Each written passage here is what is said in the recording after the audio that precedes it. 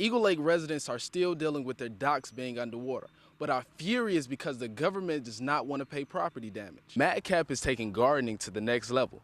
They are donating these fresh vegetables to those in need, and it's absolutely free. By giving young men the opportunity to develop skills to soon become great men. Residents in this subdivision have been putting up lights for about 10 years now, and to no surprise, the toy section was the only one that went untouched. You can see right over here, city workers are working hard to try to fix the problem, and Mayor Harvey Johnson says that this problem will not be fixed until Sunday, and this has some Jackson residents concerned. Salamukis is one of 17 restaurants that will be featured at Appetite for Jackson. He looks out of his window into that driveway every day. That's a constant reminder of what happened on that day. Linda McGee is talking about her son, Robert McGee. Back in September, prosecutors say Christopher Bradley let off a round of shots into her son's car.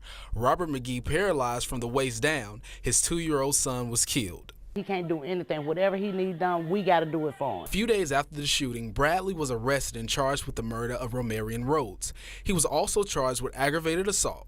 Friday, Bradley was released on a $100,000 bond, and that has the McGee family furious. I really feel like he needs to be back in jail. But if a person has been identified on committing a crime, he should go to jail. He should have no bond at all. Linda McGee is also frightened because Bradley has changed his appearance. He done disguised himself. He had dreads down to his neck. He done cut his hair off. You know, what's all that for? Makes me feel comfortable knowing that he's on house arrest, but then again, it don't. That is because Bradley lives less than 1 mile from the McGees. I just don't feel right that the person that did this can walk the street every day.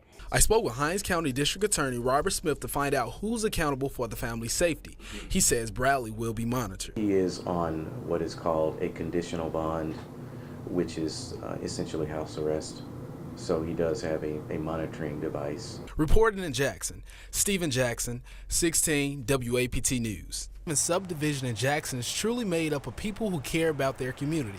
In fact, neighbors made a pact to keep up their Christmas lights throughout the holiday season. We were doing this to glorify and demonstrate pride in the appearance of our neighborhood during this special season. It's just something that we kind of expect around here. Every year the neighborhood has one particular theme, and so it's really cool to see everybody participate in that theme. And the theme this year was multicolored trees. The colors range from red to green to even some with a little bit of both.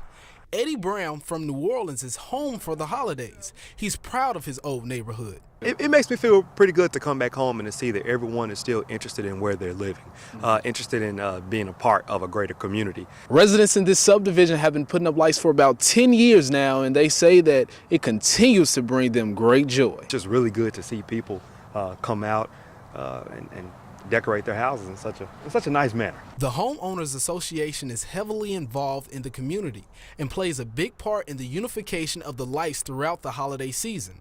But without the neighborhood's cooperation, none of this would be possible. The neighborhood is very much interested in maintaining the Christmas atmosphere, the Christmas spirit.